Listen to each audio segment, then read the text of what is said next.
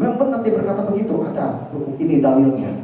Singkat cerita, pokoknya gak nyaman deh, saya mau balik lagi. Nah ini masalah hati Pak, saya gak bisa paksain. Anak saya 2 perempuan, udah besar-besar, udah remaja, 20 dan 24. Nah dia tahu saya guru sekolah minggu.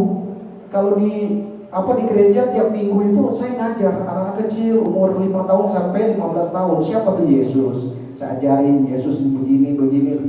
Kita mesti percaya gini. Yesus lahir tanggal 25 Desember. Sampai saya selidiki itu Yesus bener gak lahir tanggal 25 Desember? Gak ada aja gak yakin. Ini kok agak aneh nih. Gak ada Pak. Disebut di Kejadian dan Wahyu itu, terakhir Wahyu. Kalau kita Al-Ikhlas ya, yang terakhir 114 itu masa. Nah, Anas ya.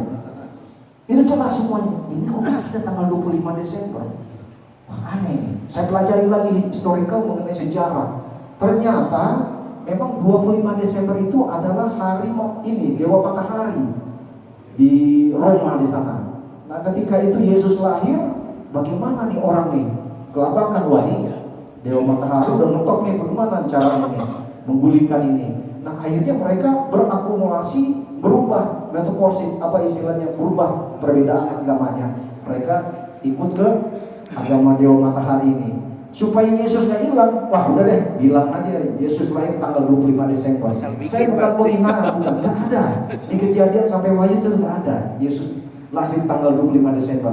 Kalau dia lahir tanggal 25 Desember, mati kedinginan Pak. Karena dia lahir di Palungan kan. Nah kalau di Eropa, kalau ini lahir tanggal 25 Desember itu udara dingin, minus 0, itu gak mungkin itu terjadi. Nah singkat cerita dari semua ini, saya pikir kayaknya kalau dilihat dari historical Injil itu memang di bulan Mei atau Juni dan Mei itu dia lahir di situ. Nah singkat cerita dari semuanya ini Pak, saya akhirnya istri saya masuk 2010 masuk Islam, saya anterin ke mana? Sunda Kelapa Pak, bulan Mei. Udah, ayah bagaimana? Jadi sendiri saya. Jadi bertiga masih Kristen tuh.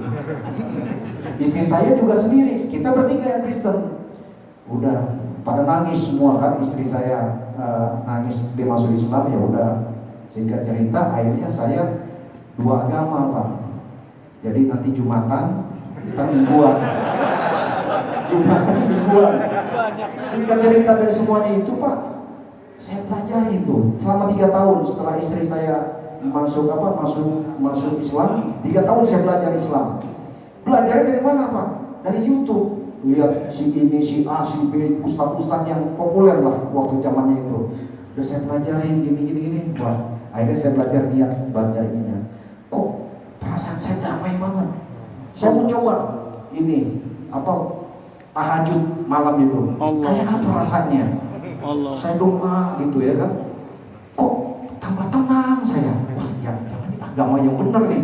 Ya kan? Allahu Akbar. Makanya saya langsung berpikir, apa ini agama nanti saya yang pilih? Seorang Kristen Protestan pikir.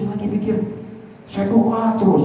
Akhirnya masuk agama Islam wasilah PTBS. Alhamdulillah. Dari Sulawesi Utara.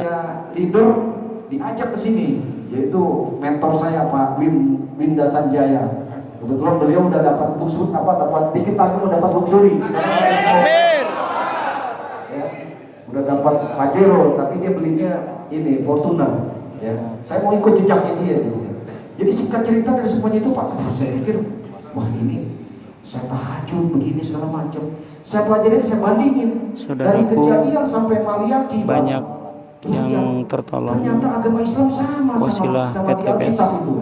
Seorang Nasrani, Kristen Protestan masuk agama Islam mualaf bersama istri dan anak-anaknya. Tidak boleh makan ini babi, ya.